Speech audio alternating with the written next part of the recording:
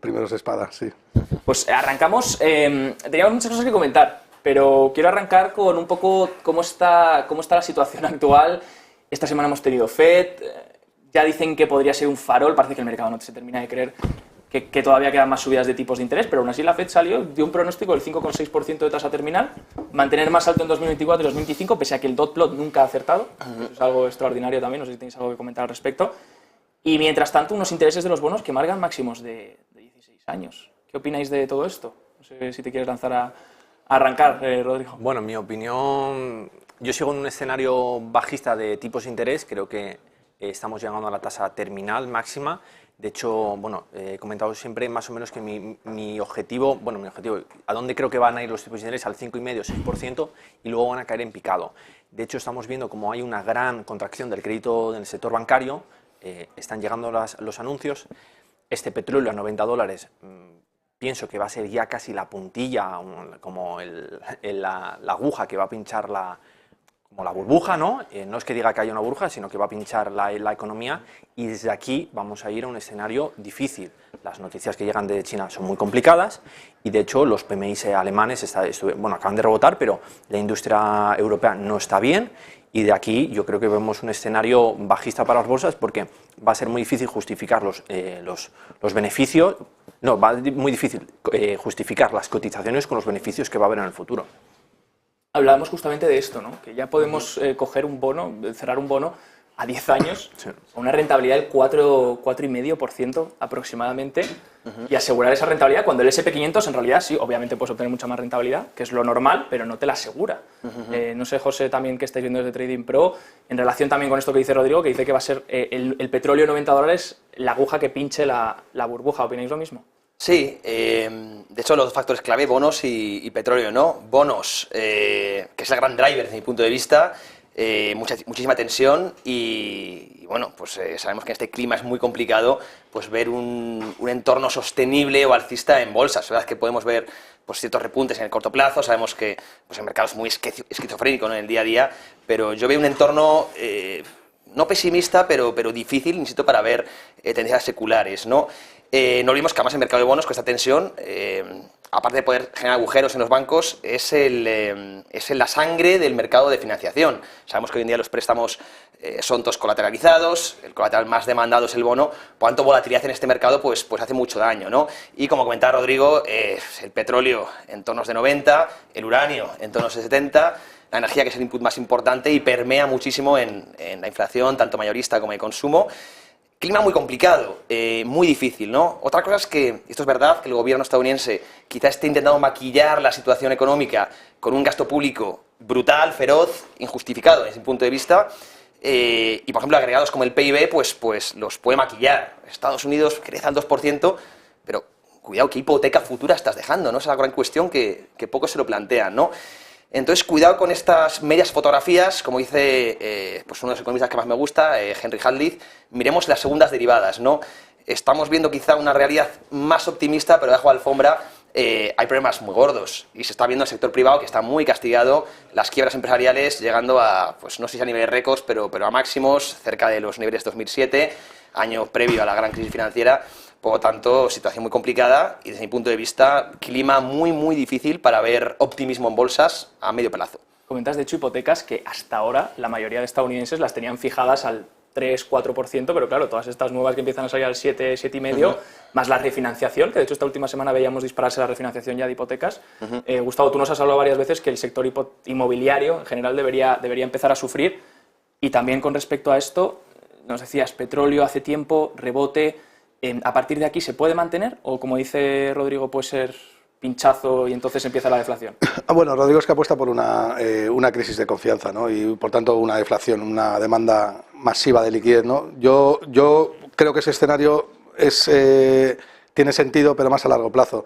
En el estricto corto plazo, yo creo que la gente está demasiado obsesionada con el precio del petróleo, cuando lo realmente importante y lo que provoca la inflación es el exceso de liquidez que hay en el mercado. Y el exceso de liquidez que hay en el mercado no se ha corregido en absoluto, y además no hay amago de que se vaya a corregir en el corto plazo, porque a la primera que hay un problema de confianza, de liquidez, ya hemos visto cómo ha sacado la Reserva Federal las BFTP y nuevas ventanas de liquidez para inyectar más liquidez, ¿no? La Reserva Federal Federal no ha bajado prácticamente los activos de su balance, tan solo ha caído de 9 a 8 trillón dólares, es decir, un billón de dólares europeos, y eso no se sostiene, ¿no? La creación de depósitos por parte de los bancos comerciales sigue en máximos, aunque está corrigiendo un poco la M2 ahora, o lo que es la oferta monetaria, pero yo insisto en que creo que el riesgo está excesivamente intervenido en el mercado y lo estamos viendo ahora, el spread de riesgos es nulo prácticamente entre lo que es la renta fija, que tienes, la tasa libre de riesgo del bono americano a 10 años está al 4,5%, está pagando exactamente lo mismo que el Standard & Poor's 500. Y eso a priori no tiene sentido, como bien apuntaba Rodrigo, tienes que compensarlo con un mayor beneficio empresarial, pero es que yo he hecho mis cálculos y los beneficios empresariales tendrían que dispararse prácticamente a un ritmo de un 35% anual para compensar una tasa, ya no te hablo de tasa terminal de tipos de interés, sino para compensar un promedio o un suelo de tipos de interés del 4%, que es lo que yo espero los 2 próximos años. El dot plot de la FED ha subido desde junio a ahora el promedio de tipos de interés del 4,6 al 5,1. Yo creo que los tipos de interés van a seguir permaneciendo altos por lo menos 2 o 3 años, porque no hay otra opción que, si quieres corregir esta inflación, este deterioro de la moneda fiat. Pero es que la moneda fiat es una estafa a largo plazo, yo insisto, y por eso soy tan pesado, ¿no?, con la compra de oro. La moneda fiat, tal y como se concibe el sistema hoy en día, no tiene alcance, no tiene recorrido, porque el socialismo que estamos viviendo está en máximos, o sea, es un atroz, y luego un ataque a la globalización que puede cargarse las fuerzas deflacionarias. Por tanto, mi escenario ahora mismo es, a largo plazo yo creo que podemos optar por la deflación, y yo creo que ahora mismo el Standard & Poor's 500 tiene sentido que se vaya a niveles de 4.000, 4.200 puntos. Cosas muy interesantes comentas. La moneda fiat, dices, es una estafa. Creo que cada vez va preocupando más a medida que van pasando los años, también obviamente por cómo se ha construido el sistema, ¿no? Cómo eran los bancos antes, luego la reserva fraccionaria, cómo empezaron las divisas a perder valor cuando se quitó también ese respaldo de oro. Preocupa sobre todo a la gente en qué método ahorramos, porque llevábamos años sin ver una inflación tan elevada, una pérdida tan grande del poder adquisitivo, y esto sumado también a unas divisas que últimamente lo estamos viviendo con otros países que de un día para otro desaparecen o su valor ya es nulo, ¿no? ¿Qué podemos hacer como inversores? ¿Qué tenemos que comprar? ¿Compramos dólar, que dice a veces Rodrigo? ¿Es la única divisa que dentro de esa pérdida de poder adquisitivo va a ser la que menos pierda? ¿O es mejor optar por oro o otra serie de inversiones? A ver, yo creo que siempre una posición en oro hay que tenerla en la cartera, porque el futuro no lo conocemos y el futuro hay varios escenarios. Yo creo que el escenario deflacionario en el corto plazo es más probable que un escenario de una hiperinflación. ¿Por qué? Porque el dinero se crea como depósitos bancarios, se crea como una deuda, y actualmente lo que hay es una contracción del crédito. Cuando vemos la M2 es la cantidad de dinero en circulación que es público en los balances, que lo publica la Reserva Federal, se publica pues diferentes bancos de inversión.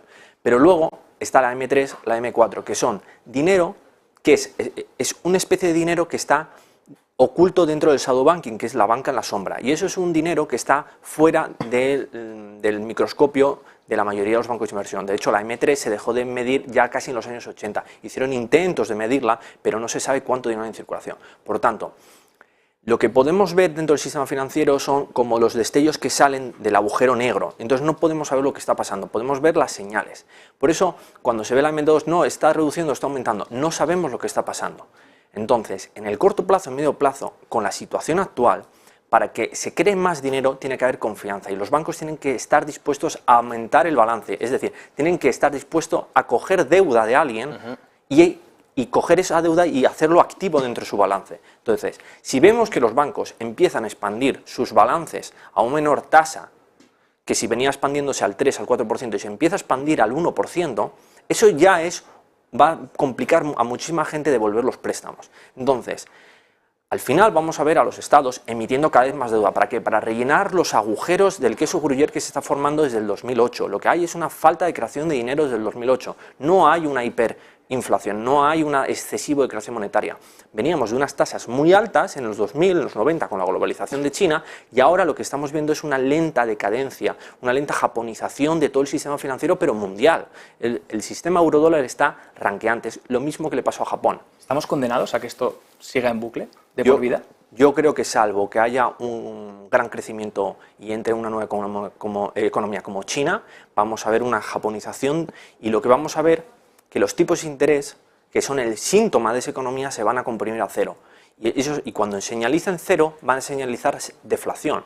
Es lo que se denomina falacia de tipos de interés. Tipos altos son expansión monetaria, tipos bajos son deflación monetaria. Por eso Japón, en los años 70, tenía tipos de interés al 7%, al 8%, y en cuanto pinchó la burbuja, los tipos se van al 0%. Es inversamente a lo que nos suele decir la teoría económica y lo que dice la escuela austríaca.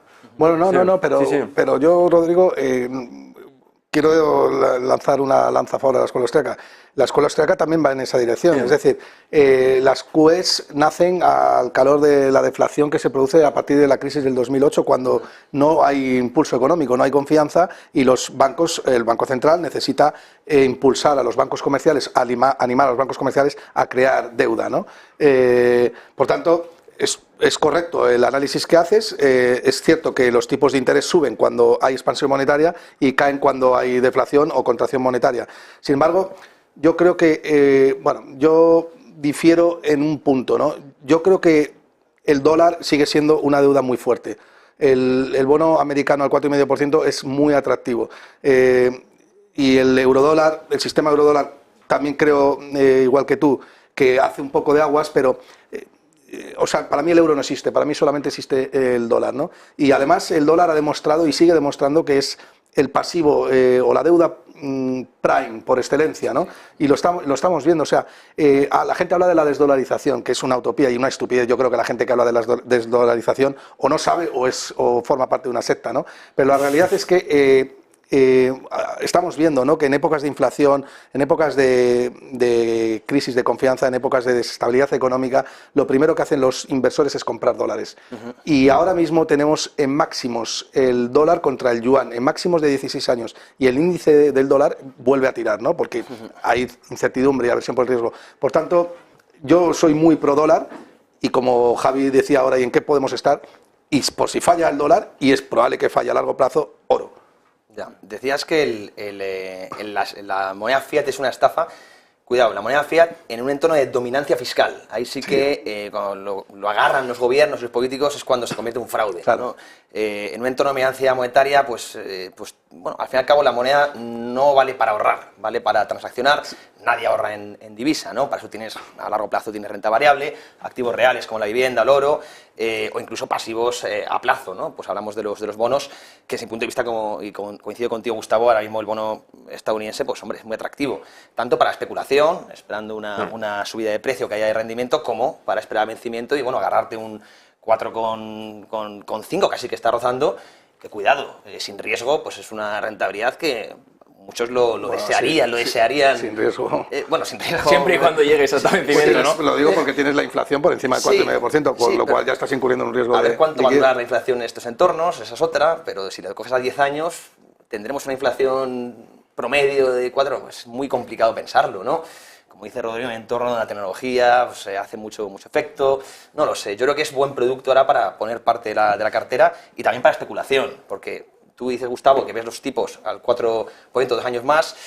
Bueno, eso ya es pura especulación, pero yo creo que veremos una caída en rendimiento fuerte también cuando huele a chamusquina en la economía, que está empezando a oler ya. Sí. Pero es que si tú me dices que los tipos de interés van a caer por el 4%, por debajo del 4%, por debajo del 3%, del 2%, en los 2 próximos años... Con una inflación del 5 o 6, lo que me estás diciendo es que vamos a tener un periodo de esta inflación, si no hiperinflación. Sí, yo creo que además los gobiernos realmente necesitan la inflación. Dirán que no la quieren, pero la generan ellos. Antes has comentado que la inflación realmente ¿quién la genera? El gobierno. Eso es. Ya está, no hay otra. Banco Central, historias. Es el gobierno el que genera la inflación. Y entonces, pues no pueden justificar IPCs del 8-9%, pero IPCs del 3,5-4% sí lo van a poder justificar, ¿eh? Y es agua de mayo para ellos, se llenan los bolsillos, y nosotros, los que estamos aquí, pues los que pagamos, ¿no? Yo creo que el gobierno tiene muy complicado generar esa inflación del 3,5%. Japón lleva casi 30 años intentando hacerlo. Entonces, desde los 90 intenta estimular la economía, hacer QEs, inyectar dinero. Pero claro, cuando la gente no quiere pedir préstamo, aunque los tipos estén al 1%, el banco no se lo quiere dar, él no lo quiere coger. ¿Y quién solo se expande el crédito? El gobierno. Pero si gasta el Estado... Claro, gasta el Estado. Pero si ves que el sector privado se está desapalancando, como ha pasado en España desde 2008, 2020. la deuda privada ha caído. Vale, la pública ha aumentado, Claro. pero la privada ha caído. Entonces, es como un cubo de agua que tiene agujeros que se está saliendo. Entonces, si vemos a China, que es un gran centro de dólares offshore, que está en un modo terrorífico su economía. Y estamos viendo que todos esos dólares que están flotando en el mundo, fuera de Estados Unidos, el reciclaje de dólares vuelve a Estados Unidos por esas rentabilidades altas. Lo que estamos viendo es como el sistema eurodólar, el sistema financiero mundial, se vacía de dólares, Estados Unidos es el beneficiario de esos dólares, y entonces lo que hace es que la situación mundial dice, un banco de Singapur, ¿voy a dar un crédito en dólares? Dice, no lo doy ni de coña, porque prefiero llevar mis flujos o llevo los flujos de capitales hacia Estados Unidos y no voy a dar un préstamo en eurodólares a una empresa china.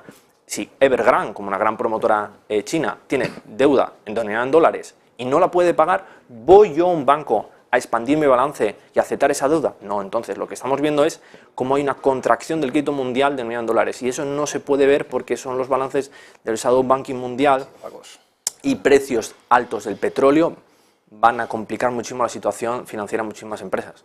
Aprovecho para preguntaros, habéis hablado mucho de